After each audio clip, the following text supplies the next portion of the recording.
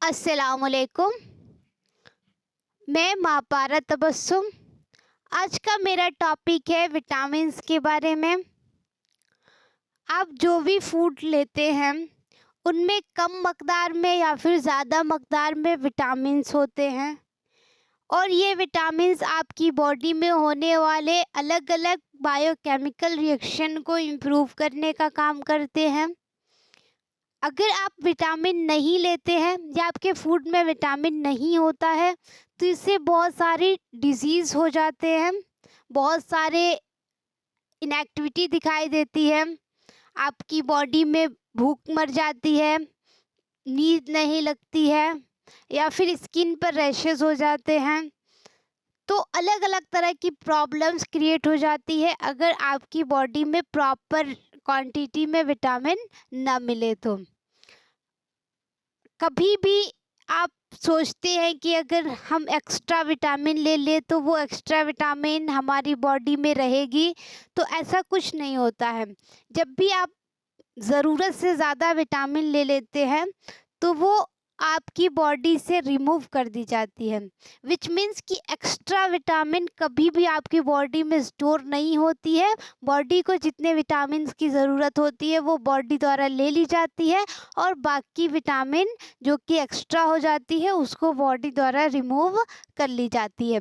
अगर vitamins word पर focus करें तो ये लैटिन भाषा के वीटा और एमीन से बना है। वीटा का मतलब होता है लाइफ और एमीन का मतलब होता है कि कोई भी नाइट्रोजन कंटेनिंग कंपाउंड।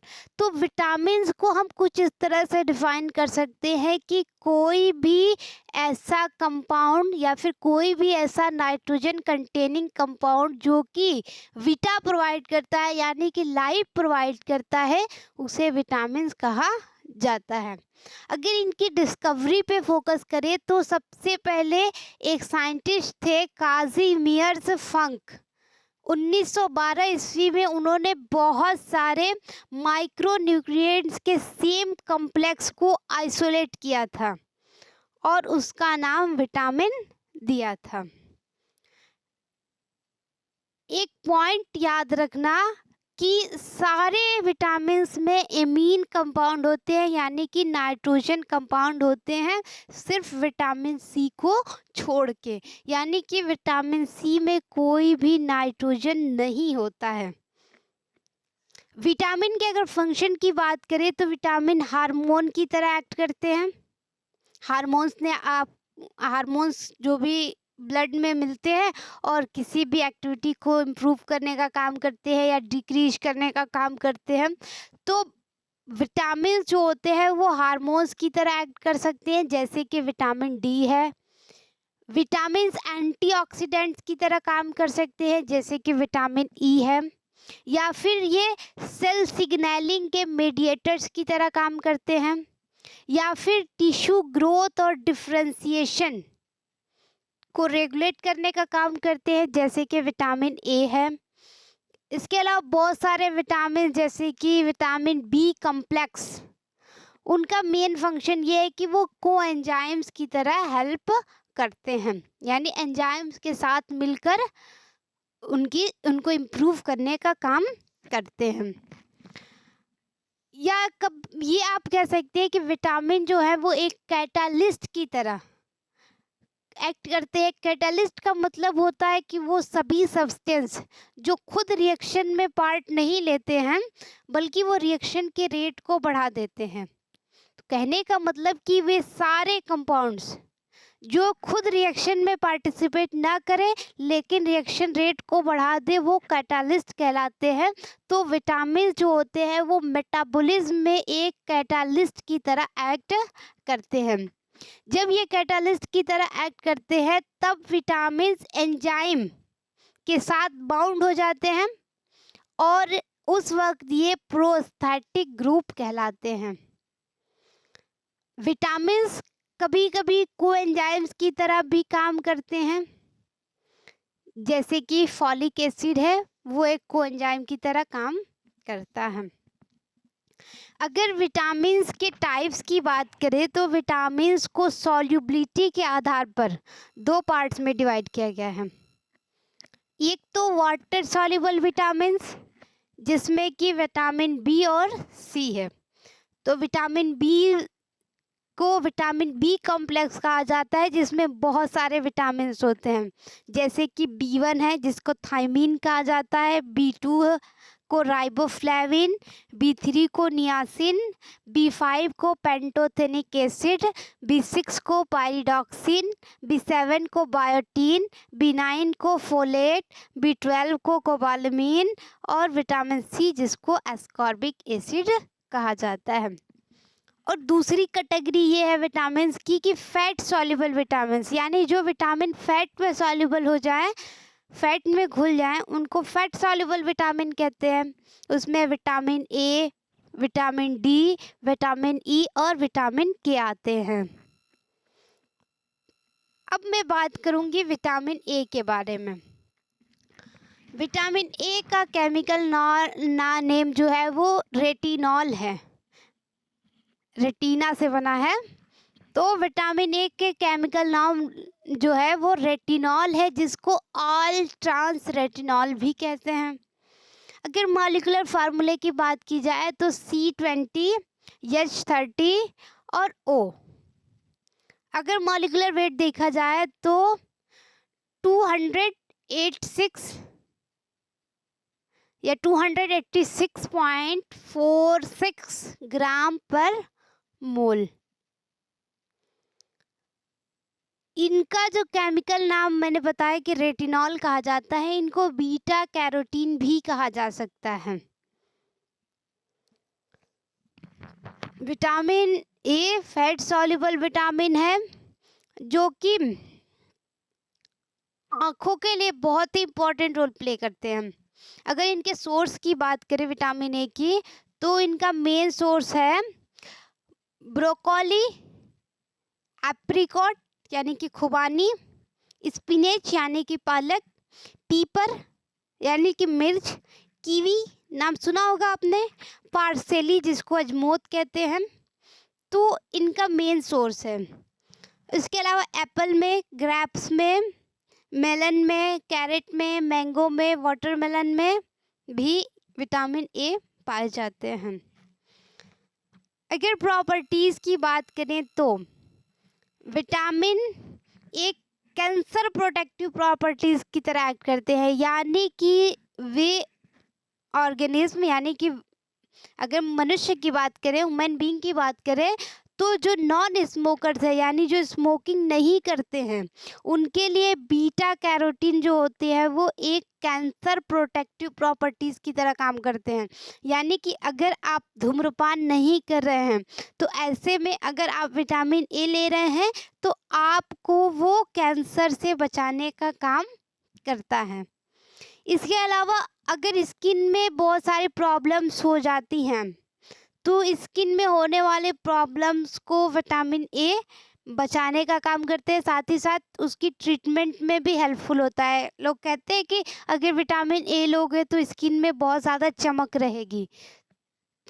इसके अलावा एजिंग ऑफ द स्किन, अगर आपकी उम्र बढ़ रही है या फिर स्किन में एजिंग हो रही है, स्किन आपकी बहुत संकुचित हो रही है, उसमें पानी की कमी हो रही है, उसकी फ्लैसिड कंडीशन में नहीं है, तो ऐसे केस में अगर आप विटामिन लेते हैं तो आपका सेल फ्लैसिड कंडीशन में जाएगा, यानी कि एजिंग से बचेगा, एजिंग से उसकी प्रोटेक्शन होगी।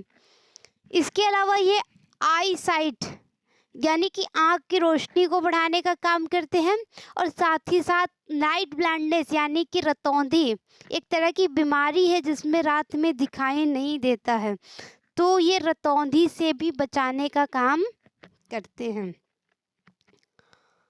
इसके अलावा ये बॉडी में जितनी भी रिजेनरेटिंग प्रॉपर्टीज़ है उनको इम्प्रूव करने का काम करती हैं। Strong bones, hair teeth, skin और गम्स के ग्रोथ को स्टिमुलेट विटामिन ए द्वारा किया जाता है।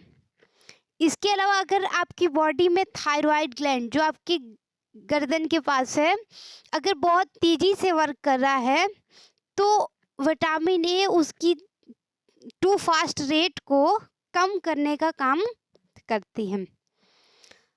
अगर हम विटामिन ए की कमी से होने वाली डिफिशियंसी की बात करें तो इसमें सबसे पहले होता है नाइट ब्लाइंडनेस, यानी कि रतौंधी। रतौंधी ऐसी बीमारी है जिसमें रात में पेशेंट को दिखाई नहीं देता है। कंटिन्यूअस हेडेक, अगर विटामिन ए की कमी होती है तो आपके सर में लगातार दर्द रहता है, या फिर अगर आपकी बॉडी में कोई इन्फेक्शन हो जाए तो उस इन्फेक्शन के लिए जो इम्यूनिटी आपकी बॉडी का जो आपका इम्यून सिस्टम है तो उसकी इम्यूनिटी जो होती है वो कम हो जाती है अगर आपको विटामिन ए की कमी हो रही है तो। स्किन प्रॉब्लम्स देखे गए हैं, जैसे स्किन पर रैशेस देखे जाते हैं या फिर पैचेस बन जाते हैं, तो ऐसा विटामिन ए की कमी से होता है। बाल जो होते हैं आपके हेयर वो बहुत ज़्यादा टूटते हैं और ड्राई कंडीशन में हो जाते हैं, यानी रूखे बाल हो जाते हैं। रूखे बेजान बाल भी विटामिन ए की कमी से होते हैं। कभी कभी किडनी स्टोन भी बनते हैं, यानी कि किडनी में पत्थरी बन जाता है। तो विटामिन ए से होने वाली ये सारी डिजीज़ कुछ इस तरह से हैं। केयरफुल एंड टॉक्सिसिटी, अगर विटामिन ए का आप ओवरडोज लेते हैं तो वो पॉइजनस हो सकता है। जैसे अगर आप रेटिनॉल के रूप में विटामिन ए का ओवरडोज ले रहे हैं तो वो आपके लिए पॉइजनस हो रहा है। खासकर अगर कोई ऐसी औरत जो कि प्रेग्नेंट है उसमें विटामिन ए ज़्यादा मात्रा में यूज़ की जाती है तो बच्चे के लिए बहुत ही हानिकारक हो सकता है। एक चीज़ और ऐसा माना जाता है कि विटामिन ए में एक रेटिनॉल होता है, दूसरा बीटा कैरोटीन होता है। तो ऐसा माना जाता है कि बीटा कैरोटीन पॉइजनस नहीं होता है, लेकिन फिर भी इसे एक लिमिट मात्रा में लेना चाहिए, बहुत ज़्यादा नहीं लेना चाहिए। अगर रेटिनॉल का हाई डोज लेते हैं, कोई ऐसा व्यक्ति है जो कि धूम्रपान कर रहा है और वो रेटिनॉल का हाई डोज ले रहा है, ऐसे में उसमें लंग कैंसर के चांसेस बढ़ जाते हैं। यानी कि स्मोकर जो हैं वो अगर ज़्यादा मात्रा में रेटिनॉल का सेवन कर रहे हैं तो उसमें लंग कैंसर जो होता है वो उसकी प्रोबेबिलिटी बहुत ज़्यादा बढ़ जाती है। इसके अलावा ये लीवर में टॉक्सिसिटी क्रिएट कर देते हैं, या फिर इससे बोन पेन होता है, जोड़ों का दर्द होता है या हड्डियों में दर्द होता है, या फिर इससे हिपैटोस्प्लेनोमेगैली होता है। इस हिपैटोस्प्लेनोमेगैली का मतलब होता है स्प्लीन और लीवर में बढ़ोतरी होने लगती है, या फिर नाज़िया हो सकता है।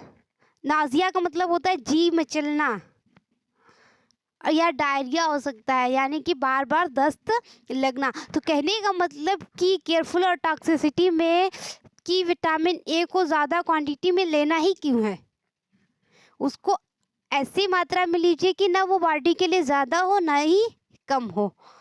तो इस बात का ख्याल रखिएगा, विटामिन ए भी लेना होगा तो आप बहुत ही ध्यान से लीजिएगा, बहुत ज़्यादा भी ना लीजिएगा, बहुत कम भी ना लीजिएगा, क्योंकि ज़्यादा होने से भी नुकसान है और कम होने से भी बहुत सारे डिजीज़ हो जाते हैं। अब मैं बात करूँगी विटामिन बी कॉम्प्लेक्स के बारे में, जो कि सिर्फ एक विटामिन नहीं है, इसमें बहुत सारे विटामिन हैं। मैं सबके बारे में बताऊँगी आपको। अगर विटामिन बी कॉम्प्लेक्स की बात करें तो लोगों द्वारा ऐसा माना जाता है कि विटामिन बी कॉम्प्लेक्स एक सिंगल विटामिन है, लेकिन बाद में बहुत सारी डिस्कवरी हुई जिसमें ये पाया गया कि विटामिन बी कॉम्प्लेक्स सिर्फ एक विटामिन का नाम नहीं है, बल्कि ये एक से ज़्यादा विटामिन से बनने वाला विटामिन है।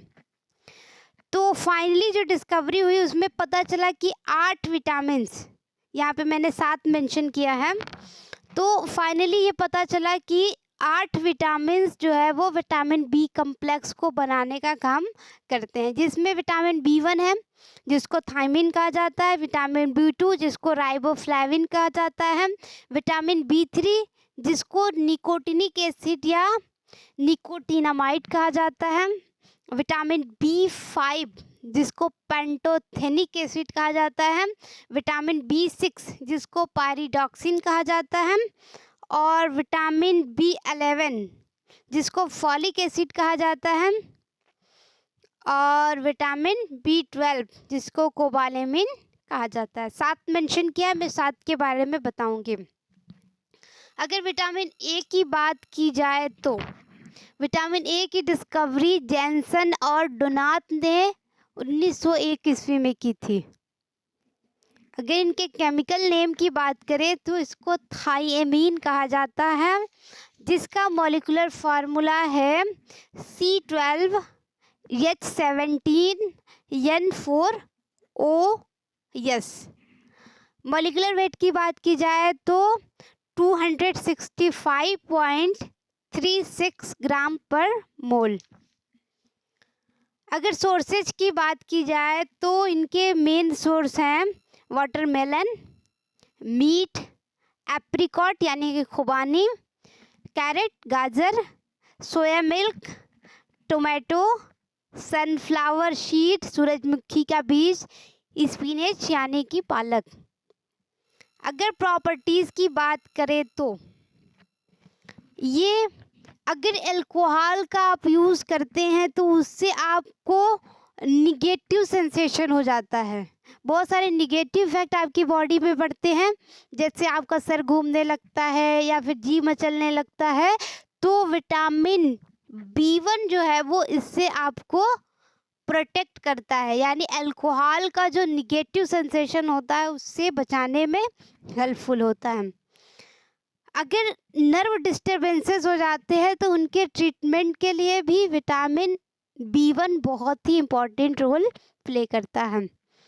एनीमिया एक ऐसी बीमारी है जिसमें खून की कमी हो जाती है या हीमोग्लोबिन की कमी हो जाती है, तो एनीमिया के ट्रीटमेंट के लिए भी विटामिन B1 बहुत ही इम्पोर्टेंट रोल प्ले कर सकता है।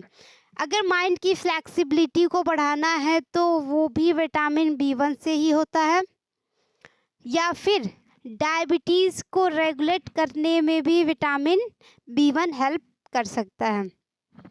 इसके अलावा हर्प्स इन्फेक्शन में भी हर्प्स इन्फेक्शन के ट्रीटमेंट के लिए भी विटामिन B1 हेल्पफुल है।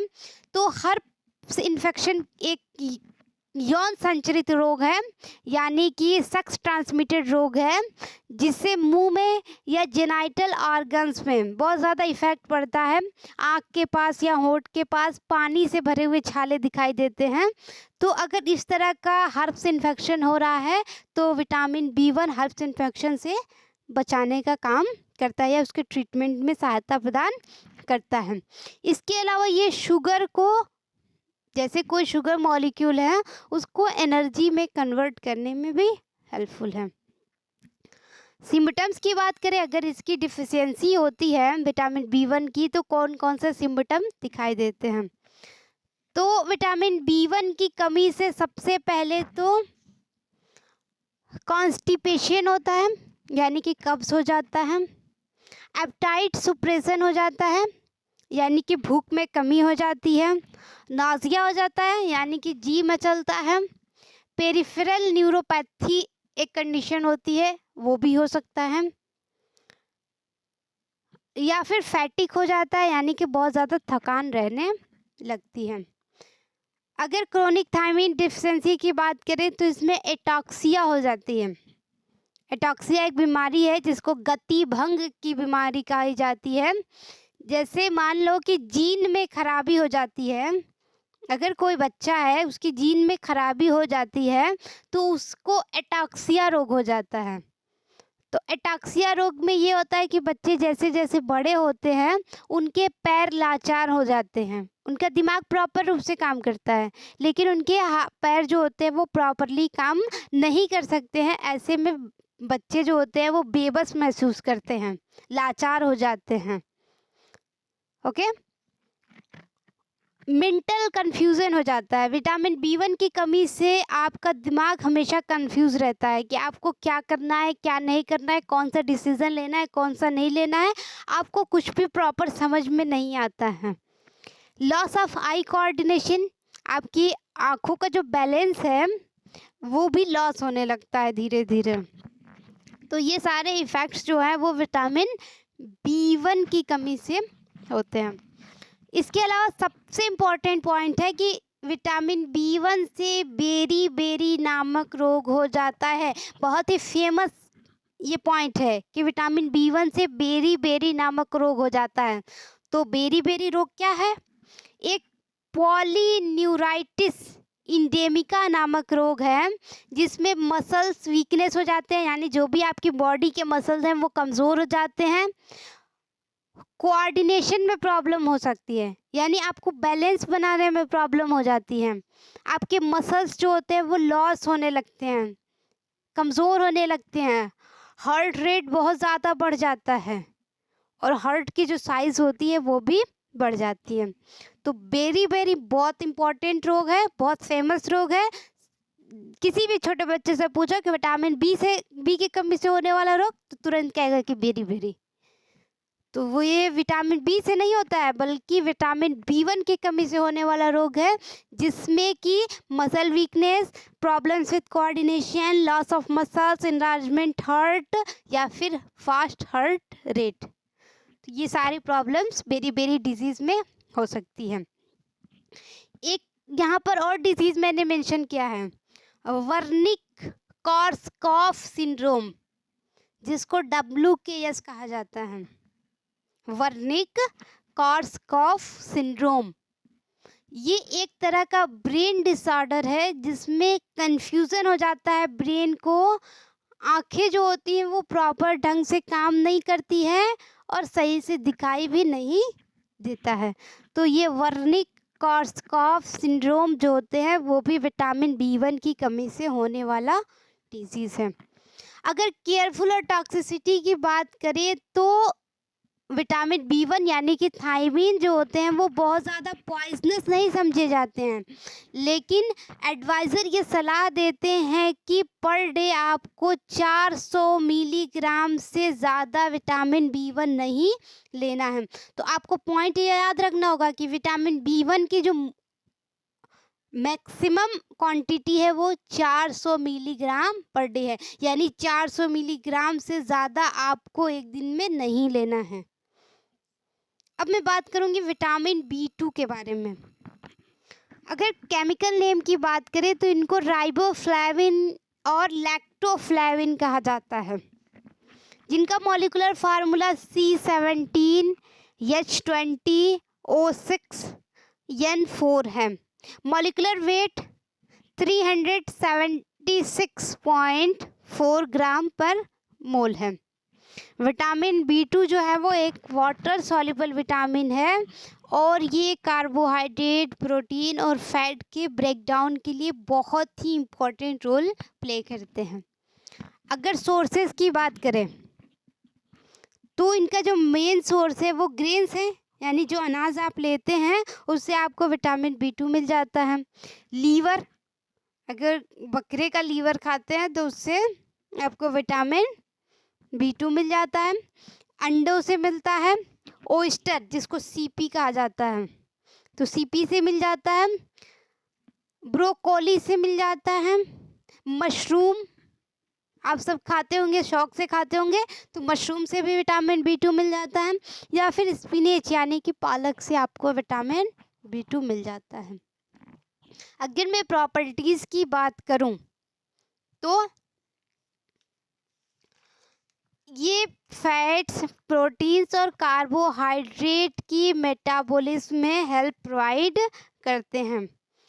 अगर आँखों की रोशनी अच्छी रखनी है तो आपको विटामिन B2 लेना पड़ेगा, या फिर रिप्रोडक्टिव सिस्टम को अच्छे ढंग से चलाना है, यानी आपके रिप्रोडक्टिव सिस्टम में कोई प्रॉब्लम ना हो तो आपको विटामिन B2 यानी कि राइबोफ्लेविन लेना पड़ेगा। या फिर ये एथलेटिक परफॉर्मेंस को भी प्रमोट करता है। या फिर ये एनीमिया यानी कि खून की कमी जब होती है तब भी हम विटामिन B2 लेते हैं, तो इसको पूरा करने का काम करता है। ओके, अब हम बात करते हैं कि सिम्पटम्स व्हेन डिफिशियंसी ऑकर। अगर डिफिशियंसी होती है विटामिन B2 की तो कौन कौन से बीमारियां जन्म ले सकती है, क्या क्या हमारी बॉडी में प्रॉब्लम्स हो सकते हैं। तो सबसे पहला प्रॉब्लम ये है कि burst of the skin and mucus membrane, यानी कि आपकी जो स्किन है और म्यूकस मेम्ब्रेन जो है वो फटने लगते हैं। जुबान जो होते हैं उसमें लालीपन आ जाती है। स्किन में और जेनाइटल आर्गन पर एक्जिमा हो जाता है। एक्जिमा एक तरह की स्किन डिजीज़ है जिसमें स्किन पर पैचेस, सूजन, खुजली, लाल धब्बा या छाला पड़ जाता है। तो विटामिन B2 की कमी से स्किन पर और जेनाइटल ऑर्गन्स पर एक्जिमा के चांसेस बहुत ज़्यादा होते हैं। या फिर स्किन में जलन जैसा महसूस होता है, बहुत ज़्यादा थकावट होती है, या फिर कभी कभी ब्लड के फॉर्मेशन में भी दिक्कतें आती है, यानी खून सही से बन नहीं पाता है। अगर इनसे होने वाली डिजीज़ पर गौर करें तो इससे जो होता है ग्लोसाइटिस नामक बीमारी हो जाती है। ग्लोसाइटिस जो है वो टंग की एक बीमारी है जिसमें जुबान में, टंग में सूजन आ जाती है जिसको ग्लोसाइटिस कहा जाता है। या फिर इससे सेबोरहिया नाम की एक बीमारी हो जाती है जिसमें स्कैली पैचेस, रेड स्किन और इचिंग यानी खुजली हो जाती है। और इससे नेक्स्ट जो बीमारी होती है उसको एंगुलर स्टोमेटिटिस कहा जाता है, जिसमें आपके होंठ के किनारों में जलन, गले में खराश और खाने में तकलीफ होने लगती है। तो ये भी विटामिन B2 की कमी से होती है। या फिर फोटोफोबिया, फोटो मतलब लाइट, फोबिया मतलब हेटिंग, यानी कि फोटोफोबिया जैसी बीमारियां हो जाती हैं। यानी आप अगर बहुत तेज रोशनी में जाते हैं तो आप बर्दाश्त नहीं कर पाते, आपको चक्कर आने लगता है या फिर आपकी आंखों पे बहुत ज़्यादा असर पड़ने लगता है, या फिर स्किन पे बहुत सारे इन्फेक्शन हो जाते हैं। तो फोटोफोबिया जैसी भी बीमारियां हो जाती हैं। अगर हम केयरफुल और टॉक्सिसिटी की बात करें तो राइबोफ्लेविन का हाई डोज पॉइजनस है। तो पॉइजनस के केस में ये देखा जाता है कि अगर इसका हाई डोज ले लिया जाए, इसके कम डोज से भी ईचिंग होती है और हाई डोज से भी ईचिंग होती है। तो इसके हाई डोज लेने से खुजली होती है और स्किन पर जलन महसूस होती है। अब मैं बात करती हूँ विटामिन B3 के बारे में। अगर विटामिन B3 की बात की जाए तो ये विटामिन B3 दो रूपों में पाया जाता है, यानी दो फॉर्म्स में पाया जाता है। पहला तो होता है निकोटिनिक एसिड और दूसरा होता है निकोटिनामाइड। तो अगर मैं विटामिन B3 में निकोटिनिक एसिड की बात करूं तो उनका मॉलिक्यूलर फार्मूला होता है C6H5NO2, जिनका मॉलिक्यूलर वेट होता है 123.11 ग्राम पर मोल। और अगर मैं निकोटिनामाइड की बात करूं तो उसका मॉलिक्यूलर फार्मूला होता है C6H6N2O, जिनका मॉलिक्यूलर वेट होता है 122.13 ग्राम पर मोल। विटामिन B3 भी एक वाटर सॉल्युबल विटामिन है जो कि एनर्जी प्रोडक्शन में बहुत ज़्यादा हेल्प करता है और नर्वस सिस्टम को अच्छे तरीके से काम करने के लिए भी विटामिन B3 बहुत ही इम्पोर्टेंट रोल प्रोवाइड करता है। अगर मैं सोर्स की बात करूं तो ये चिकन से मिल जाता है आपको, स्पिनेच यानी कि पालक से मिल जाएगा, मीट से मिल जाएगा, कोई भी मीट लेते हैं आप, बीफ मीट लेते हो या फिर बकरे का मीट लेते हो, है ना, यानी कि मटन खाते हो तब भी आपको मिल जाएगा विटामिन B3। मछलियों से मिलता है, मशरूम से मिलता है, पोटैटो, टोमेटो और लीवर वगैरह से भी मिल जाता है। अगर मैं प्रॉपर्टीज़ की बात करूं तो विटामिन B3 जो है वो साइजोफ्रेनिया नामक बीमारी से बचाता है या उसके ट्रीटमेंट के लिए भी हेल्पफुल होता है। साइजोफ्रेनिया क्या है? एक तरह की मानसिक बीमारी है जिसमें कोई भी पेशेंट जिसको ये बीमारी लग जाती है उसको रियलिटी में यानी कि वास्तविकता में और काल्पनिक चीज़ों में यानी हाइपोथेटिकल चीज़ों में कोई भी फर्क नहीं समझ में आता है। वो जो सोचता है, जैसे वो सोचता है कि वो जन्नत में जा रहा है, तो समझता है कि एकदम अब जा ही रहा है, उसे जाना है किसी कीमत पे। या फिर अगर उसे कोई चीज़ बहुत अच्छी लगने लगे, वो उसकी एक कल्पना कर ले, तो उसे वो चीज़ चाहिए। तो ये एक तरह की बीमारी है शाइज़ोफ्रेनिया, जो दिमाग की बीमारी है। तो इसमें बस यही चीज़ होता है कि वास्तविक और काल्पनिक चीज़ों में पेशेंट को फ़र्क समझ में नहीं आता है। इसके अलावा ये सेल रेस्पिरेशन को प्रमोट करने का काम करते हैं। सेल में जो रेस्पिरेशन होता है, जैसे रेस्पिरेशन 2 जगह पे होता है, एक तो आपके लंग्स लेवल पे होता है और दूसरा सेल लेवल पे होता है। तो सेल में जो रेस्पिरेशन होता है उसको प्रमोट करने के लिए विटामिन B3 बहुत इम्पोर्टेंट रोल प्ले करते हैं। इसके अलावा शुगर, फैट और प्रोटीन से एनर्जी भी विटामिन B3 द्वारा ही मिलती है। स्किन जो है वो आपकी बहुत ज़्यादा क्लीन रहे, इसके लिए ज़रूरी है कि आपको विटामिन B3 प्रॉपर मात्रा में लेनी पड़े। नर्व्स, टंग और डाइजेस्टिव सिस्टम को अगर हेल्थी रखना है तो उसके लिए भी vitamin B3 important role play करता है। कोलेस्ट्रॉल लेवल को कम करता है, जिससे कि आपके हार्ट में जो भी प्रॉब्लम्स होती है कोलेस्ट्रॉल से, वो नहीं होंगे। तो विटामिन B3 हार्ट के लिए बहुत ही सुटेबल विटामिन माना जाता है। या फिर ये समझा जाता है कि विटामिन B3 एंटीऑक्सीडेंट के रूप में भी काम करता है। या फिर ये माइग्रेन से बचाता है। माइग्रेन एक तरह का हेडेक है जिसमें सर में लगातार दर्द रहता है, तो ये माइग्रेन से भी बचाने का काम करता है। साथ ही साथ ये आपका ब्लड प्रेशर, यानी आर्टरीज की वॉल पे लगने वाला जो प्रेशर है उसको भी कम करने का काम करता है। अगर विटामिन B3 की डिफिशियंसी हो जाए तो कौन कौन सी डिजीज़ हो सकती है? तो इसमें सबसे पहली डिजीज़ है वो है डर्मेटॉइड, यानी कि स्किन इलनेस। स्किन जो है वो आपकी कमज़ोर पड़ने लगती है, बीमार हो जाती है स्किन, अगर विटामिन B3 की कमी होती है तो। या फिर डायरिया हो जाता है, यानी कि बार बार दस्त होता है। डिमेंशिया हो जाता है। डिमेंशिया जो होता है वो मन का भ्रम है। डिमेंशिया जैसी बीमारी में आदमी भूल जाता है। जैसे मान लो कि आप कहीं जा रहे हो, किसी काम के लिए जा रहे हो, और फिर आप भूल जाओ कि किस काम के लिए जा रहे हो, तो इसी को मन का भ्रम कहते हैं। तो विटामिन B3 की कमी से मन का भ्रम यानी कि डिमेंशिया जैसी बीमारियां हो सकती हैं। या फिर प्लेग्रा हो जाता है। प्लेग्रा वो बीमारी है जिसमें आपकी चमड़ी फटने लगती है, यानी कि स्किन फटने लगती है। तो ये सारी कंडीशन विटामिन B3 की कमी से होने लगता है।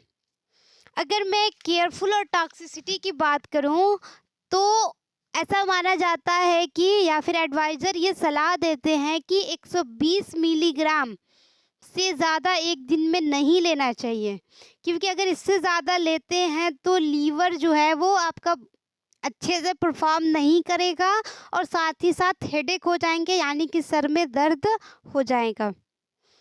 तो क्यों ज़्यादा मात्रा में लेना है, इसकी हम कम ही क्वांटिटी लेते हैं। 120 मिलीग्राम बहुत है एक दिन के लिए। अब मैं बात करती हूँ विटामिन B5 के बारे में, जिसका केमिकल नाम है पैंटोथेनिक एसिड। मॉलिक्यूलर फार्मूला है C9H16O5N। मॉलिक्यूलर वेट है 218.23 ग्राम पर मोल।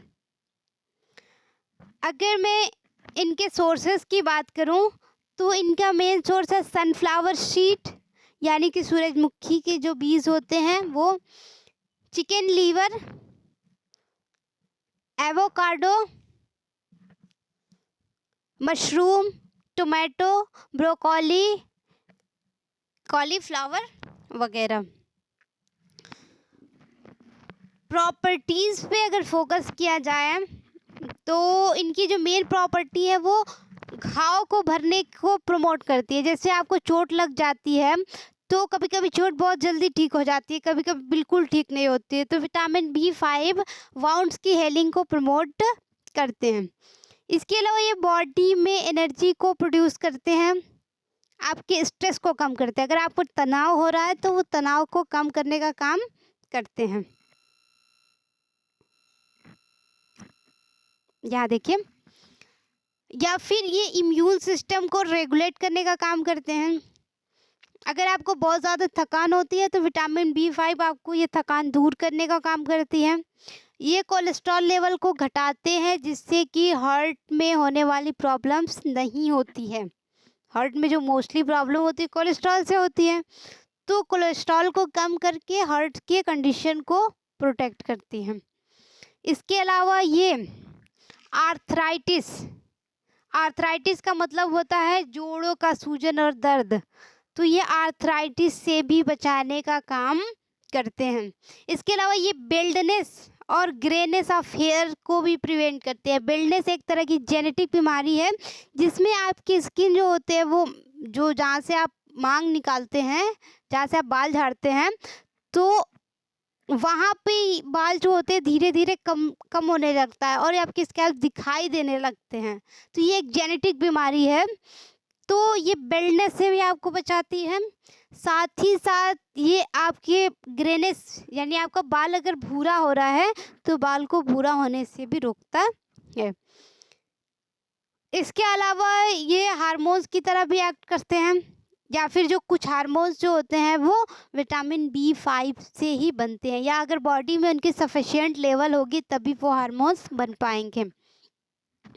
अगर इनकी डिफिशियंसी की बात करें, सिम्टम्स व्हेन डिफिशियंसी ऑकर, अगर इनकी कमी होती है, विटामिन B5 की कमी होती है, तो कौन कौन सी डिफिशियंसी हो सकती है। तो सबसे पहले वोमिटिंग होता है, विटामिन B5 की कमी से आपको उल्टी आती है, या फिर क्रैम्प्स हो सकता है, ऐंठन होने लगती है, या तो बॉडी ऐंठता है या फिर आपके स्टमक में क्रैम्प होने लगती है, स्टमक में ऐंठन होने लगते हैं। नौसिया होने लगता है, सॉरी, इंसोम्निया होने लगता है। इंसोम्निया का मतलब होता है नींद ना लगना, यानी कि विटामिन B5 की कमी से आपको नींद भी नहीं लगती है। या फिर अगर कोई इन्फेक्शन हो रहा है तो उसके लिए आपकी बॉडी की इम्यूनिटी कम हो जाती है, वो भी विटामिन B5 की कमी से ही होती है। या फिर स्टमक एक होने लगता है, स्टमक में दर्द होने लगता है। तो ये सारी कंडीशन हो सकती है अगर विटामिन B5 की कमी होती है। अगर केयरफुल और टॉक्सिसिटी की बात करें तो इसका कोई हार्मफुल इफ़ेक्ट नहीं देखा गया है, लेकिन जो एडवाइज़र होते हैं वो ये बताते हैं कि 300 मिलीग्राम पर डे ही लेना चाहिए, उससे ज़्यादा नहीं लेना चाहिए। क्योंकि अगर उससे ज़्यादा भी लेते हैं, अगर 10 ग्राम भी डोज ज़्यादा लेते हैं तो स्टमक डिसऑर्डर हो सकते हैं। तो ध्यान में लेना पड़ेगा विटामिन B5, क्योंकि इससे पेट में मसले हो सकते हैं, पेट में प्रॉब्लम्स हो सकती हैं। तो अगर आपका स्टमक डिस्टर्ब हो जाएगा तो आपकी पूरी बॉडी डिस्टर्ब हो जाएगी। अब मैं बात करती हूँ विटामिन B6 के बारे में, जिसका केमिकल नेम है पायरिडॉक्सिन। मॉलिक्यूलर फार्मूले की बात करें तो C8H11NO3। अगर मॉलिक्यूलर वेट की बात की जाए तो 169.18 ग्राम पर मोल। ये भी एक वाटर सॉल्युबल विटामिन है, जिसकी अगर सोर्सेज की बात की जाए तो ये बीफ में पाया जाता है, बीन्स में पाए जाते हैं,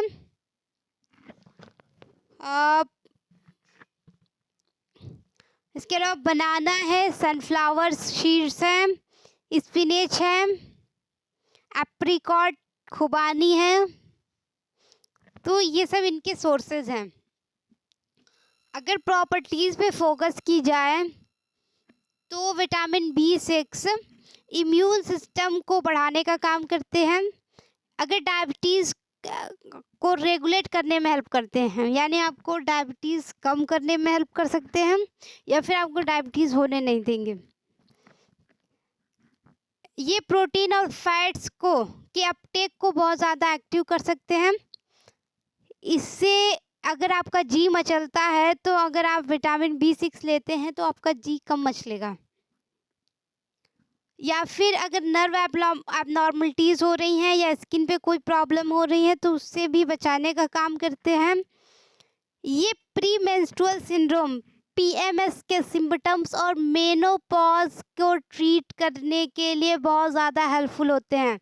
तो पीएमएस क्या है? पीएमएस, जिसको प्री मेंस्ट्रुअल सिंड्रोम कहा जाता है, ये आपकी पीरियड में जो भी गर्ल्स हैं या वुमेन्स हैं तो उनकी पीरियड आने से पहले पेट में बहुत ज़्यादा दर्द होता है, ऐंठन होती है, कमर दर्द होता है और कभी कभी ब्रेस्ट में सूजन हो जाता है। तो ऐसा पीएमएस सिंड्रोम की वजह से होता है। तो विटामिन बी6 जो होते हैं वो आपको पीएमपी या पीएमएस से बचाने का काम करते हैं। या फिर मेनोपॉज में भी हेल्पफुल होता है। मेनोपॉज का मतलब होता है कि 40 से 45 वर्ष में महिलाओं में पीरियड 12 महीने तक रुक जाता है। तो ऐसी कंडीशन में वो मेनोपॉज में पहुंच जाती है। तो मेनोपॉज में कुछ कंडीशन होती है, या फिर ब्लीडिंग बहुत ज़्यादा होती है, या फिर कभी कभी दर्द हो जाता है, कभी कभी हार्ट पे भी उससे असर पड़ जाता है। तो ये मेनोपॉज को के ट्रीटमेंट के लिए और साथ ही साथ प्री मेंस्ट्रुअल सिंड्रोम के ट्रीटमेंट के लिए बहुत ही हेल्पफुल है। तो विटामिन बी6 महिलाओं को ज़्यादा से ज़्यादा लेना चाहिए, लेकिन एक ऑप्टिमम क्वांटिटी में लेनी चाहिए। ज़्यादा का मतलब बहुत ज़्यादा नहीं लेना चाहिए। अभी मैं डोज भी बता देती हूँ। इसके अलावा मसल्स में जो तनाव होता है उसको कम करने के लिए भी विटामिन बी6 बहुत इंपॉर्टेंट रोल प्ले करते हैं। एक नेचुरल डायूरेटिक की तरह काम करते हैं। या फिर अगर कैंसर है तो कैंसर से बचाने के लिए भी विटामिन बी6 बहुत ही इम्पोर्टेंट रोल प्ले करते हैं। अगर केयरफुल और टॉक्सिसिटी की बात की जाए तो पिरिडॉक्सिन यानी कि विटामिन बी6 अगर 200 मिलीग्राम पर डे से ज़्यादा लेते हैं तो वो पॉइजनस हो सकता है। और इसका जो पॉइजनस होने का मतलब कि ये सबसे ज़्यादा सीरियस डैमेज नर्व्स में करता है, यानी आपके जो नर्वस सिस्टम है उसमें जो नर्व्स हैं तो ये नर्व्स में बहुत ज़्यादा डैमेज कॉज कर सकता है। तो भाई 200 से ज़्यादा क्यों लेना, 200 मिलीग्राम से ज़्यादा क्यों लेना? कोई भी चीज़ हम ऑप्टिमम क्वांटिटी में लेना, ना ज़्यादा ले ना कम ले। इसके बाद मैं बात करती हूँ विटामिन बी11 के बारे में। अच्छा, मैंने यहाँ एक चीज़ छोड़ दिया। इससे अगर डिफिशियंसी होती है तो कौन कौन सी बीमारियाँ हो सकती है, जैसे एनीमिया यानी कि खून की कमी हो सकती है, नर्व इलनेस यानी नर्व्स पे भी प्रॉब्लम हो सकते हैं, या फिर स्किन पे भी प्रॉब्लम्स हो सकते हैं। ओके, तो इसको ऐड कर लीजिएगा।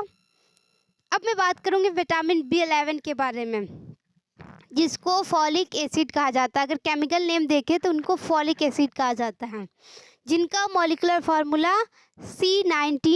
N7O6, जिसका मॉलिक्यूलर वेट है 441.40 ग्राम पर मोल। अगर सोर्सेस की बात की जाए तो इनका मेन सोर्स स्पिनच यानी कि पालक, ब्रोकोली, एग, फ्रूट्स, इसके अलावा ग्रेन प्रोडक्ट्स हैं और वेजिटेबल्स और फ्रूट्स वगैरह जो है वो विटामिन बी1 के सोर्स माने जाते हैं।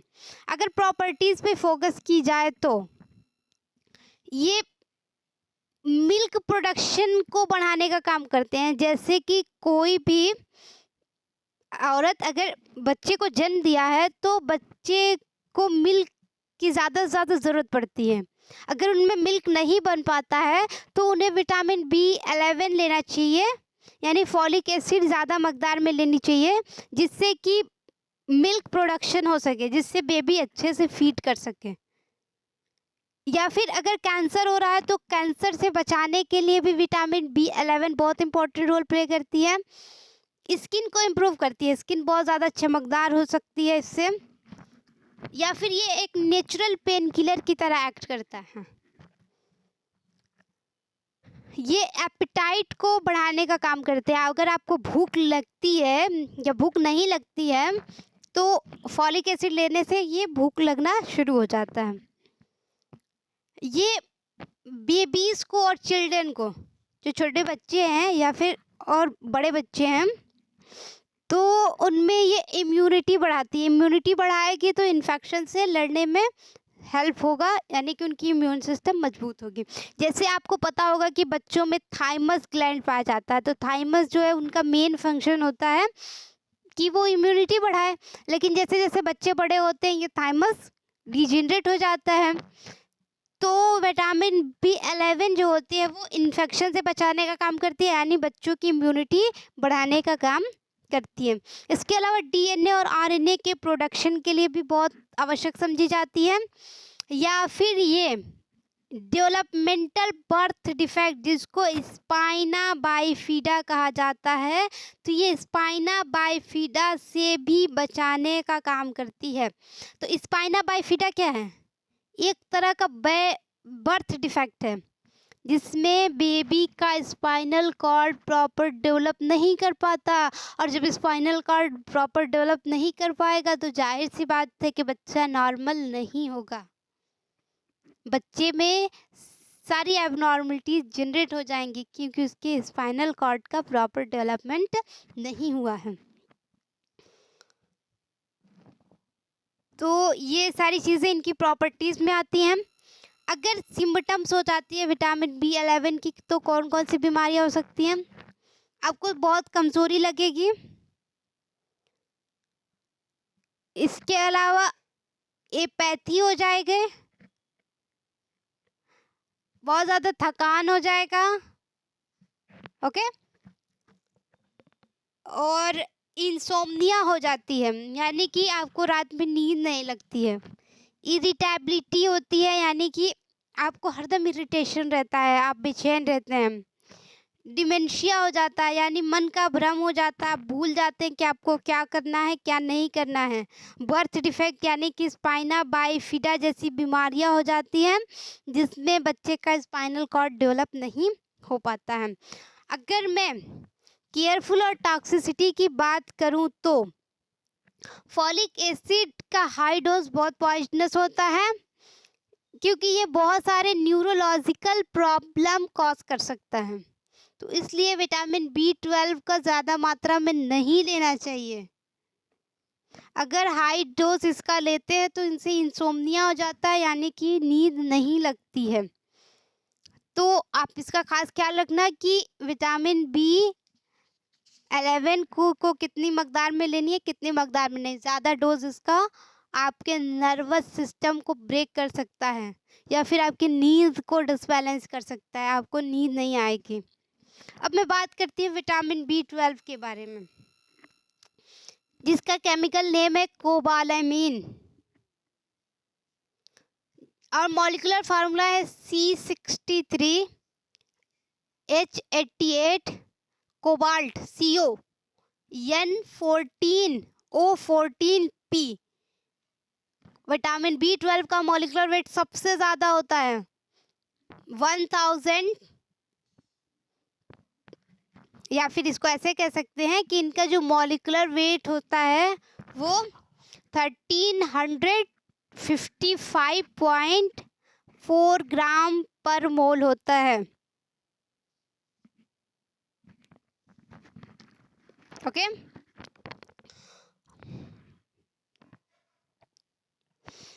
तो विटामिन B12 जो है वो भी बी फैमिली का एक वाटर सॉल्युबल विटामिन है, जिनके अगर सोर्सेज की बात की जाए तो इनका मेन सोर्स फिश है,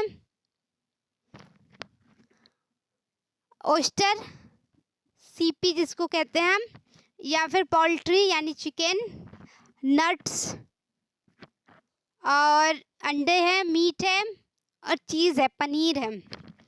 तो ये इनका मेन सोर्स है।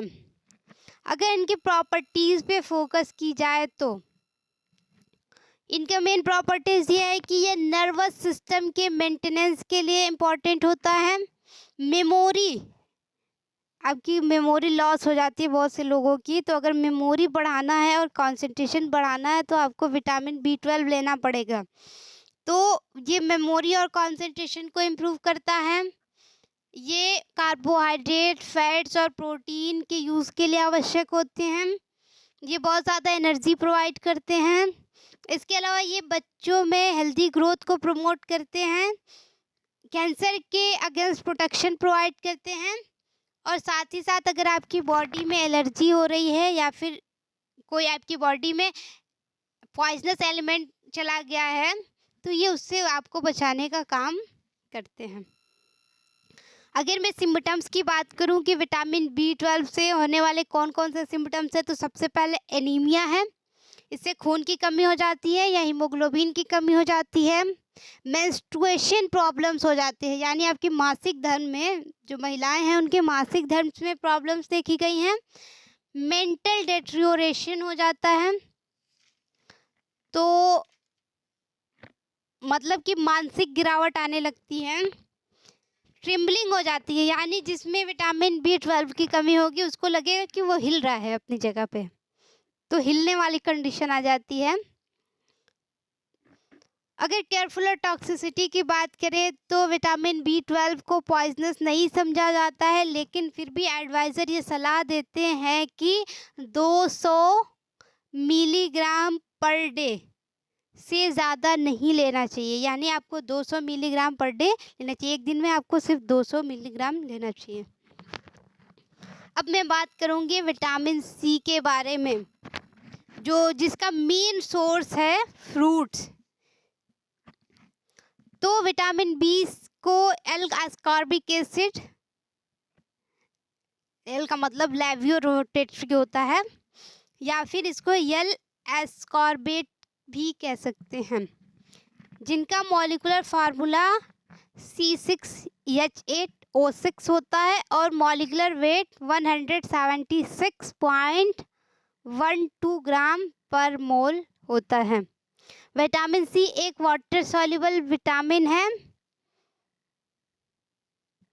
और इसकी अगर सोर्स की बात करें तो जो भी फ्रूट्स हैं वो विटामिन C के मेन सोर्सेज होते हैं, जैसे कीवी है,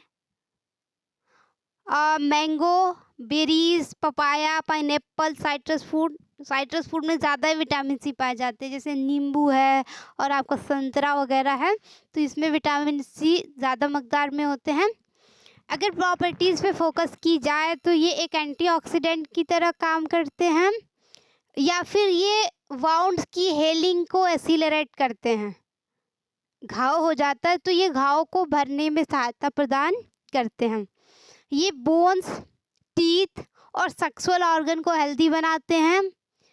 ये नेचुरल एंटी हिस्टामिनिक की तरह काम करते हैं। ये नेचुरल एंटी हिस्टामिनिक की तरह काम करते हैं। या फिर ये अगर कोई मनुष्य जिसमें इनफर्टिलिटी की कंडीशन है, यानी बांझपन की कंडीशन है, तो ये उससे मनुष्य को बचाने का काम करते हैं। यानी आपको खास करके मेल को ज़्यादा से ज़्यादा मात्रा में विटामिन C लेना चाहिए, क्योंकि अगर इनफर्टाइल की कंडीशन होगी तो ठीक हो जाएगी। इसके अलावा कोल्ड में और अदर वायरस इन्फेक्शन हो जाता है तो उससे भी बचाने का काम विटामिन C द्वारा किया जाता है। लोग ऐसा कहते हैं कि विटामिन C खाएंगे तो बहुत ज़्यादा सर्दी हो जाएगी, तो ऐसा कुछ नहीं होता है, अपनी आदत पे डिपेंड करता है। कुछ लोग जो ठंडा नहीं खाते हैं या फिर जो फ्रूट्स नहीं खाते हैं वो अचानक से फ्रूट्स का सेवन करने लगे तो उनमें सर्दी खांसी हो सकती है। अगर symptoms in case of deficiency, अगर इसकी डिफिशियंसी होती है विटामिन C की, तो कौन कौन सी बीमारियां हो सकती हैं? तो सबसे फेमस बीमारी है स्कर्वी। स्कर्वी एक ऐसी बीमारी है जिसमें कि मसूड़ों से, गम्स से ब्लड आने लगते हैं, कमज़ोरी हो जाती है, हरदम थकान रहता है, फीवर होती है, भूख की कमी हो जाती है, बाल जो होते हैं वो घुंघराले हो जाते हैं और वेट लॉस हो जाता है। तो सबसे पहले स्कर्वी बीमारी हुई और स्कर्वी से ही पता चला कि स्कर्वी बीमारी विटामिन C की कमी से हो रही है। ये कहानी आपने सुना होगा कि जहाज़ पर बहुत सारे लोग जो सब कुछ खाते थे लेकिन वो फलों का सेवन नहीं करते थे, तो ऐसे में उन्हें बहुत ज़्यादा प्रॉब्लम्स क्रिएट होने लगे, जो कि मोस्टली इनके टीथ में हो रहा, गम्स में हुए, कमज़ोरी हुई, बुखार हुआ, भूख की कमी हुई। तो बाद में पता चला कि ऐसा इसलिए हो रहा है क्योंकि वो विटामिन सी का सेवन नहीं कर रहे हैं। दूसरा सिम्पटम ये हो सकता है कि फीलिंग ऑफ वीकनेस, कमज़ोरी हो जाएगी। जो घाव लग रहा है तो वो घाव अच्छे से नहीं भर पाएगा। ट्रांक्विलिटी हो जाएगी, यानी कि शांति में कमी हो जाएगी, बहुत ज़्यादा बेचैनी रहेगी। ब्लीडिंग गम्स, मसूड़ों से खून आने लगेगा। और बहुत तेज़ ब्रुशेस, ब्रुशेस का मतलब होता है कि आसानी से चोट लग जाना। तो इजी गेट ब्रुशेस यानी कि बहुत तेज़ी से चोट लग जाता है, आप जहाँ पे भी लड़ते हैं आपके बॉडी में घाव हो जाता है। तो ऐसा भी विटामिन सी की कमी से हो सकता है। और टीथ लॉस हो जाएगा, या आँख का दांत हिलने लगेगा, या फिर जोड़ों में दर्द दिखाई देंगे, भूख नहीं लगेगी और हार्ट प्रॉब्लम्स हो जाएंगी। तो ये सब विटामिन सी की कमी से होने वाली प्रॉब्लम्स हैं।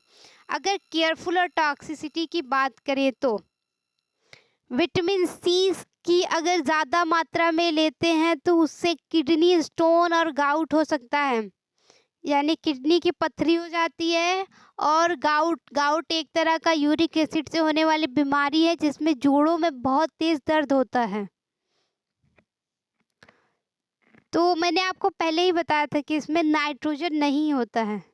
देखो मॉलिक्यूलर फार्मूला में C6H8O6, यानी कि इनमें नाइट्रोजन नहीं होता है। एक पहला ऐसा विटामिन है जिसमें कोई नाइट्रोजन नहीं होता है, लेकिन फिर भी अगर इसका हाई डोज लिया जाए तो इससे गाउट जैसी बीमारियां हो सकती है। गाउट जिससे जोड़ों में बहुत तेज़ दर्द होता है, जो एक्चुअल में यूरिक एसिड बढ़ने से होता है।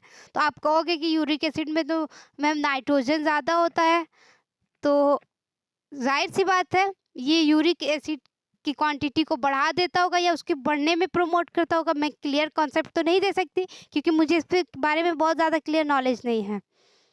तो आप एक बार गाउट के बारे में चेक कर लेना कहीं से।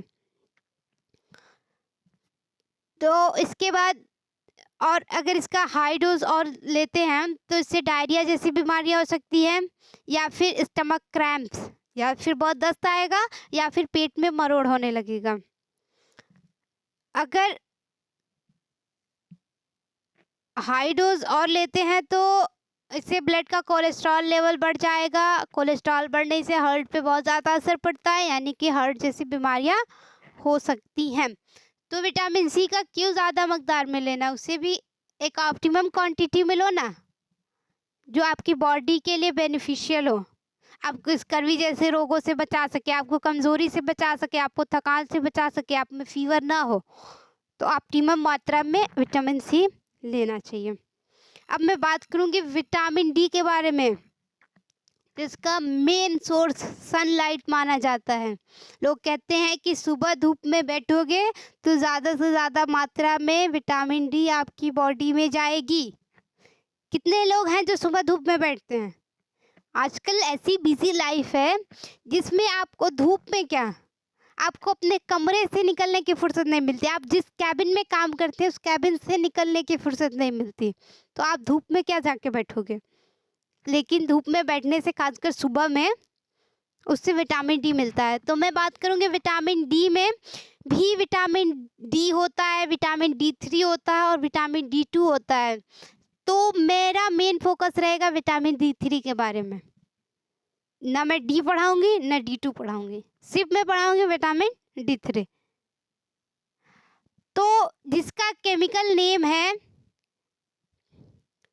जो विटामिन डी है उसका केमिकल नेम है कोलेकैल्सिफेरॉल, या इसको इर्गोकैल्सिफेरॉल कहते हैं। इर्गोकैल्सिफेरॉल या कोलेकैल्सिफेरॉल। ओके, अगर D3, मैं डी पे फोकस नहीं कर रही हूँ, D2 पे भी फोकस नहीं कर रही हूँ, मैं विटामिन D3 पे फोकस कर रही हूँ। तो D3 का जो मॉलिक्यूलर फार्मूला है वो C27H44O। अगर मॉलिक्यूलर वेट की बात करें तो 384.6 ग्राम पर मोल। सोर्सेज की बात की जाए तो इनके मेन सोर्स हैं गाजर, carrot, papaya, meat, egg, fish, mango, broccoli, apricot, peach, melon, avocado, pepper, mango सब आप खाते हैं, डेली लाइफ में यूज़ करते हैं। तो ये सब विटामिन डी के सोर्स हैं। जो मछलियों के जो ऑयल होते हैं, अगर विटामिन डी की कमी होती है तो वो ऑयल बहुत ज़्यादा इम्पोर्टेंट रोल प्ले करते हैं। तो अब मैं बात करूँगी प्रॉपर्टीज़ के बारे में। अगर विटामिन डी की प्रॉपर्टीज़ पे फोकस किया जाए तो ये ऑस्टियोपोरोसिस से बचाते हैं। ऑस्टियोपोरोसिस का मतलब होता है कि एक ऐसी बीमारी जिसमें हड्डी के घनत्व में, उसकी डेंसिटी में कमी आती है और हड्डी कमज़ोर हो जाता है, बोन्स जो होते हैं वो कमज़ोर पड़ जाते हैं।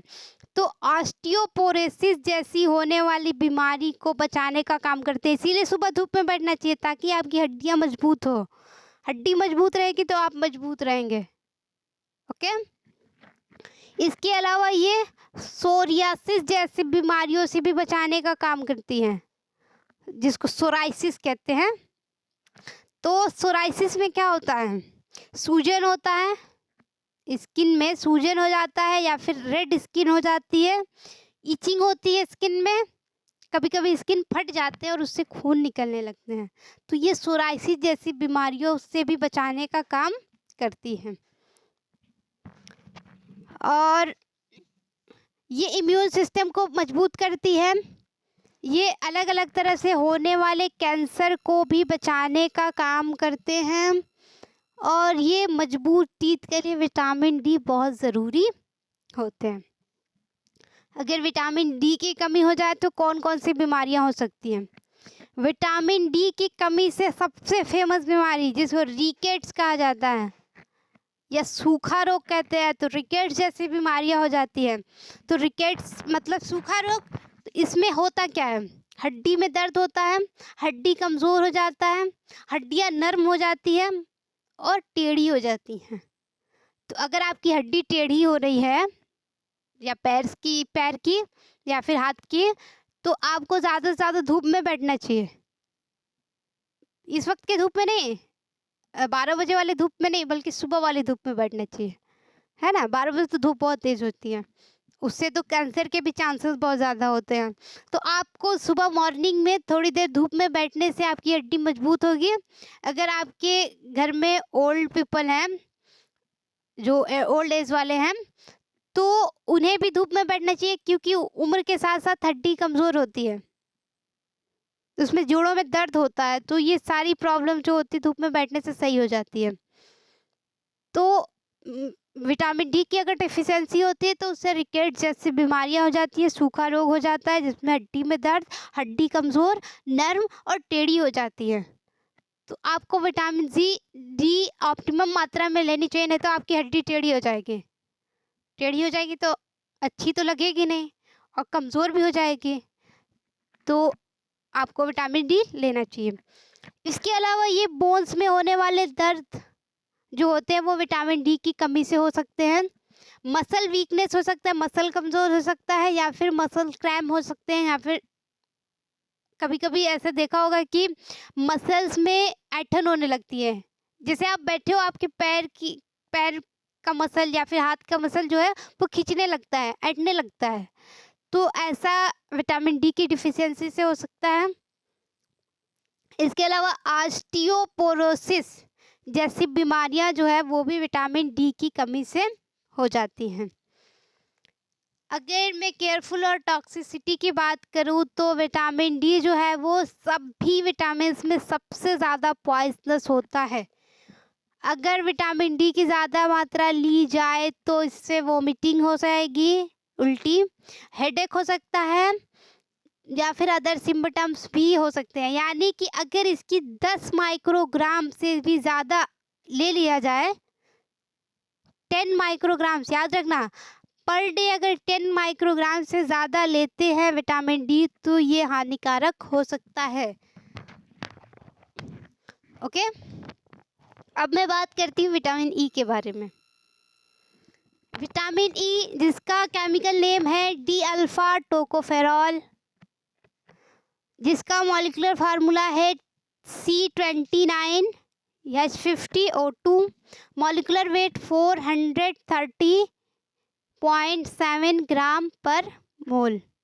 विटामिन ई एक फैट सॉल्युबल विटामिन है। अगर इनके सोर्स की बात करें तो पोमग्रेनेट सीड्स, अनार खाते हैं, अनार में दाने होते हैं ना, तो ये इसका मेन सोर्स हो सकता है। Sunflower seeds, nuts, avocado, kiwi, mango, spinach और ब्रोकोली, ऑलिव ऑयल, तो ये सब विटामिन ई के सोर्स हो सकते हैं। अगर इनकी प्रॉपर्टीज़ पे फोकस की जाए तो ये एक एंटीऑक्सीडेंट की तरह काम करते हैं। आपके दिमाग में सवाल आ रहा होगा कि एंटीऑक्सीडेंट क्या है। मैं एंटीऑक्सीडेंट के बारे में डिटेल बताऊंगी आपको, थोड़ा सा सब्र रखो, मैं सब बताऊंगी। इसके अलावा ये नर्व कंडीशन के अगेंस्ट प्रोटेक्शन में काम करता है, यानी अगर आपको कोई भी नर्व प्रॉब्लम होती है तो उससे बचाने का काम करते हैं। इम्यून सिस्टम को बढ़ाते हैं, मजबूत करते हैं, या फिर हार्ट और वैस्कुलर डिजीज़ को प्रोटेक्ट करते हैं। अगर आपके दिल में कोई बीमारी हो रही है या फिर आपको वैस्कुलर डिजीज़ हो रही है तो इससे बचाने का काम विटामिन ई का होता है। ये पीएमएस सिंड्रोम को कम करते हैं। मैंने पहले भी बताया, पीएमएस प्री मेंस्ट्रुअल सिंड्रोम, जिसमें महिलाओं के पीरियड में पेट में दर्द, ऐंठन, कमर दर्द और ब्रेस्ट में सूजन होता है, तो ये पीएमएस सिंड्रोम को कम करने का काम करते हैं। ये स्किन प्रॉब्लम्स और बेल्डनेस से बचाते हैं, या फिर इसके ट्रीट के लिए vitamin E important role play करता है। बेल्डनेस जिसमें बाल गिर जाते हैं, और स्किन प्रॉब्लम्स, अगर आपकी स्किन पे कोई रैशेज़ हो रहे हैं तो उससे बचाने का काम विटामिन ई का होता है। इसके अलावा मिसकैरेज, अगर कोई बच्चा है पेट में या एम्ब्रियो है तो वो एम्ब्रियो डिस्ट्रॉय हो जाता है। तो जिस महिला में अगर बार बार मिसकैरेज हो रहा है तो हो सकता है कि उसमें विटामिन ई की कमी हो रही हो, या फिर ये एक नेचुरल डायूरेटिक की तरह काम करता है। विटामिन ई की कमी से होने वाली डिफिशियंसी, देखो मैंने मार्क किया है, आज तक कोई ऐसा सिम्टम ज्ञात नहीं हुआ है जो विटामिन ई की कमी से होता हो। बड़ी अजीब बात है, लेकिन ये बात सही है कि कोई भी ऐसा सिम्टम नहीं। बहुत से लोग ये ब्ला ब्ला ब्ला करके सिम्टम लिख देते हैं विटामिन ई की, लेकिन एक्चुअल जो फैक्ट है वो ये है कि विटामिन ई से अब तक कोई सिम्टम ज्ञात ही नहीं है। अगर केयरफुल और टॉक्सिसिटी की बात करें तो इनका हाई डोज पॉइजनस हो सकता है। तो इनका हाई डोज क्या बताते हैं एडवाइज़र, मेडिकल सुपरविज़न के अंडर में ये देखा गया है कि 350 मिलीग्राम पर डे से ज़्यादा इनका डोज नहीं लेना चाहिए। अब क्या पॉइजनस होगा ये तो अल्लाह बेहतर जाने, लेकिन इनका 350 मिलीग्राम से ज़्यादा डोज नहीं लेना चाहिए, क्योंकि अगर इनकी डिफिशियंसी नहीं देखी गई है तो जाहिर सी बात है कि इनकी टॉक्सिसिटी भी नहीं देखी गई होगी। अब मैं बात करूंगी विटामिन एच के बारे में। विटामिन एच, जिसका केमिकल नेम है बायोटिन, जिनका मॉलिक्यूलर फार्मूला है C10H16N2O3। मॉलिक्यूलर वेट की बात करें तो 244.3 ग्राम पर मोल। प्रॉपर अगर सोर्सेज की बात की जाए तो इनका main source avocado, berries, soybeans, cauliflower, carrot, beetroot यानी कि शलजम,